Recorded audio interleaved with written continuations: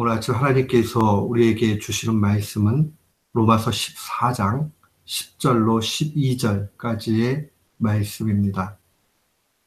로마서 14장 10절로 12절, 우리 같은 마음으로 주의 말씀 봉독토록 합니다. 네가 어찌하여 네 형제를 판단하느뇨? 어찌하여 네 형제를 업신여기느뇨? 우리가 다 하나님의 심판대 앞에 서리라. 기록되었으되 주께서 가라사대 내가 살았노니 모든 무릎이 내게 꿇을 것이요 모든 혀가 하나님께 자백하리라 하였느니라.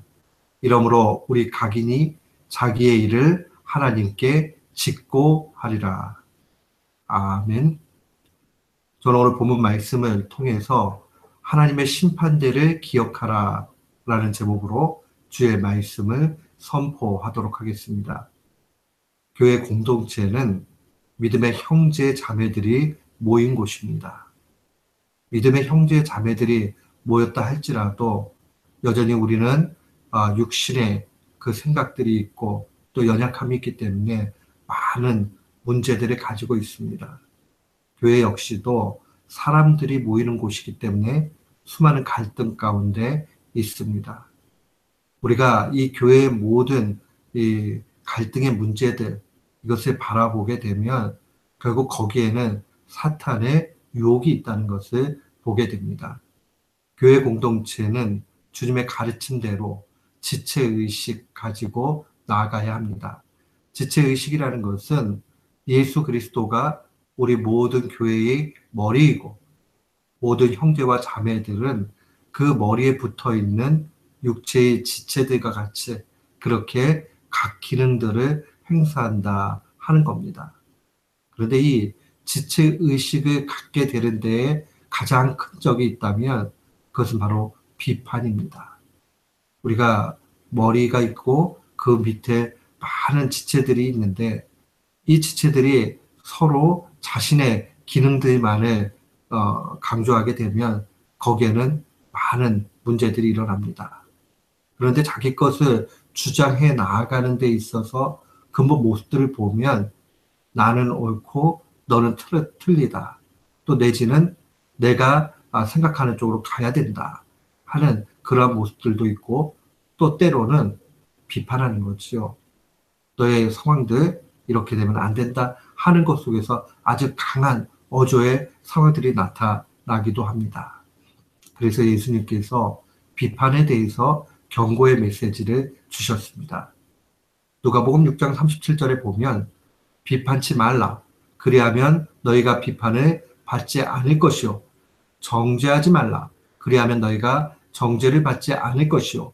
용서하라. 그리하면 너희가 용서를 받을 것이다. 라고 말씀해 주셨습니다. 주님이 비판치 말라. 그러면 너희가 비판받지 않는다. 이것은 비판받는 게 무서우니까 비판하지 말라는 것이 아니라 우리가 헤아리는 그 헤아림 가운데에서 결국 우리도 자유롭지 못함을 의미하는 겁니다. 비판을 통해서 가장 큰 문제가 나타나는 것은 교회의 일치성, 공동체의 하나됨이 깨어지게 된다는 겁니다. 하나됨은 하나님의 방식인데 반면에 사탄의 방식은 분열입니다. 사탄이 있는 곳은 항상 마음이 갈리게 되고 분열하게 됩니다. 그러나 하나님의 역사가 나타나는 곳에는 자꾸 하나가 되고자 그렇게 나아갑니다. 교회 공동체, 가정 공동체, 사회 어디도 예외가 아닙니다. 사탄은 늘 마음이 나뉘어져서 옳고 그름 그것을 따지는 것이 아니라 다른 아주 세부적인 작은 문제를 가지고 마음을 상하게 만들고 서로가 불신하게 만듭니다. 그러나 하나님의 방식은 언제나 하나가 되도록 그렇게 몰아가십니다.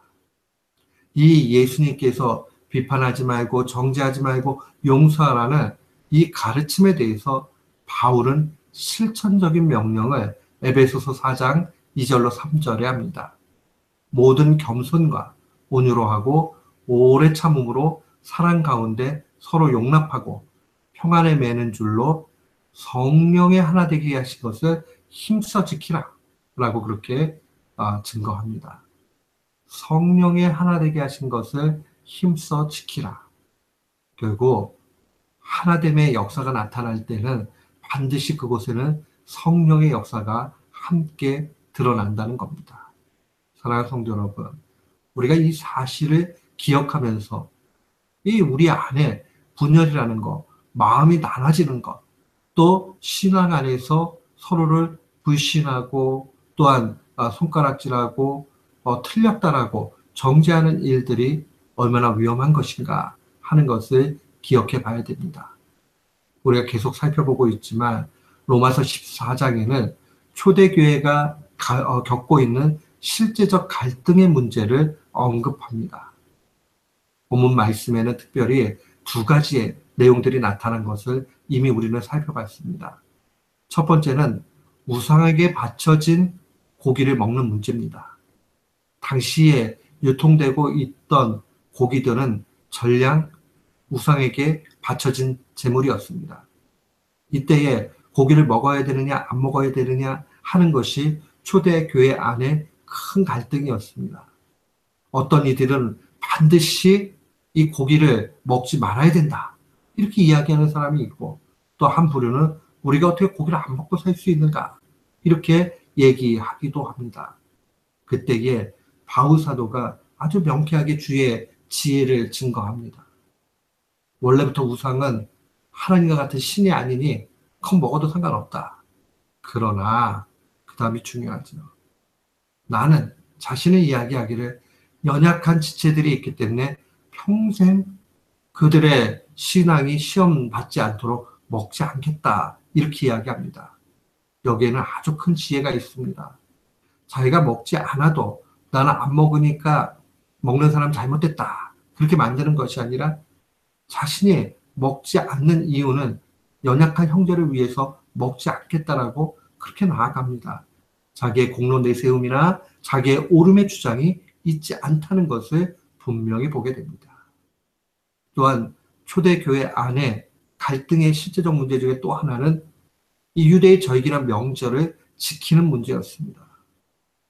어떤 사람들은 반드시 지켜야 된다, 이렇게 얘기하는 사람이 있고, 어떤 사람은 뭐 그거 꼭 그 유대 절기를 지켜야 되는가 하고 그렇게 반문을 하는 사람도 있었다는 겁니다. 이런 것들은 때때로는 신앙의 중심같이 보이지만 실제로는 부수적인 문제일 때가 많이 있습니다.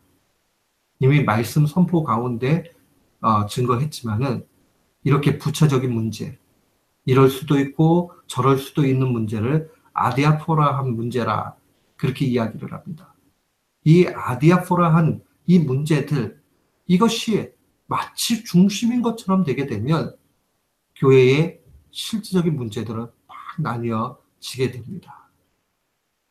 구원에 관한 것, 하나님에 대한 고백, 이것 외에는 이 중심으로 볼 수 있는 문제가 아닌 것이 너무 많습니다. 예컨대 삼위일체에 대해서 신앙 고백하는 것은 하나님에 대한 바른 이해입니다. 만약에 삼위일체를 잘못 고백하거나 삼위일체를 인정하지 않을 때에 그것은 정통적인 신앙이라고 보기 어렵습니다. 구원에 있어서도 예수 그리스도 외에 다른 방도가 있는 것처럼 가르치는 것은 잘못된 가르침입니다. 구원에 있어서 예수 그리스도의 유일성을 이야기하는 것만이 진리입니다. 이 정도의 두 가지 내용 외에 조금씩 다른 부분들을 가지고 분열이 되는 것은 그것은 하나님께서 원하시는 바가 아닙니다. 사랑하는 성도 여러분, 우리는 이 땅 살아가면서 또 신앙생활하면서 수많은 갈등의 여지들이 있습니다. 마음의 다름들이 있습니다. 또 그 안에는 비판하고 판단하려는 그러한 유혹들이 있습니다. 우리가 비판과 판단을 피할 수 있는 길이 어디 있겠습니까? 오늘 본문 말씀은 우리에게 한마디로 이야기합니다. 하늘의 심판대를 묵상하라는 겁니다. 심판이 실제적으로 있다는 사실을 기억하라는 겁니다. 오늘 본문의 10절과 12절까지의 내용을 보면 크게 두 가지입니다. 첫 번째 기억을 해야 되는 것은 우리는 심판받을 죄인이지 사건을 심판할 재판장이 아니라는 겁니다. 우리의 인생 가운데 자칫 잘못하면 재판관이 되기 십상입니다.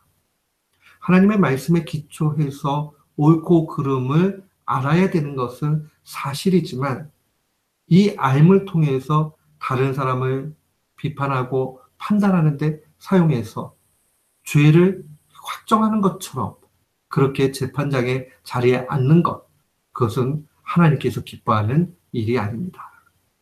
또한 두 번째로 기억을 해야 되는 것은 하나님 앞에 모든 것이 낱낱이 드러나게 된다는 겁니다. 어떻게 드러나느냐? 직고하리라. 스스로 자기가 말할 수밖에 없게 된다는 사실을 기억해야 됩니다. 심판은 추상적인 이야기가 아닙니다. 심판은 실제적인 이야기입니다. 실제로 나타날 것입니다. 그렇기 때문에 우리의 행한 모든 것을 통해서 하나님 앞에 스스로 이야기하게 돼 있습니다. 바울사도가 이 말을 왜 하느냐? 결국 옳고 그름, 그 다음에 그것을 행하느냐 안 했느냐, 이 모든 것들은 하나님이 재판할 문제라. 또 마지막 날에 환히 드러날 것이다 하는 것을 알려줍니다. 자신의 기준에서 비판하고 판단의 그런 가운데로 나아가게 되면 결국 다른 사람을 정죄하는 것으로 나아가게 됩니다. 그게 바로 10절에 나와 있는 대로 형제를 업신 여기는 겁니다. 자신의 기준에서, 하나님의 말씀이 아닌 자신의 기준에서 판단하라고 하다 보면 정죄로 나아가게 됩니다. 사랑 없는 비판은 결국 맨 마지막에 정죄로 갑니다.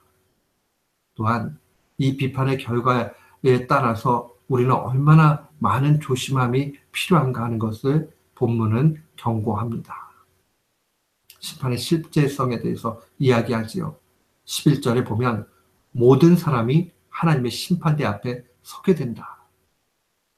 믿는 사람이나 믿지 않는 사람이나 예가 아닙니다.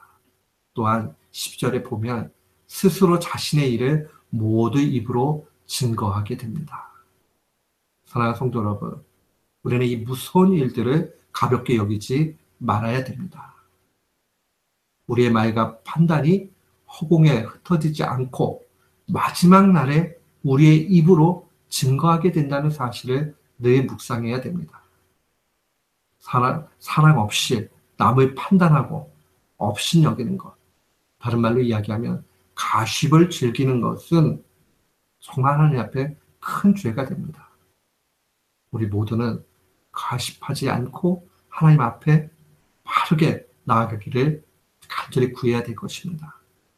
오늘 하늘의 심판대를 묵상하는 신앙 가운데서 공동체를 분열시키는 그러한 일들을 막고 비판의 중심에 서지 않도록 우리 모두가 주 앞에 바로 서야 할 것입니다. 이 말씀 마음에 간직하면서 날마다 승리하는 귀한 교우들 되시기를 주님의 이름으로 축원합니다. 아멘.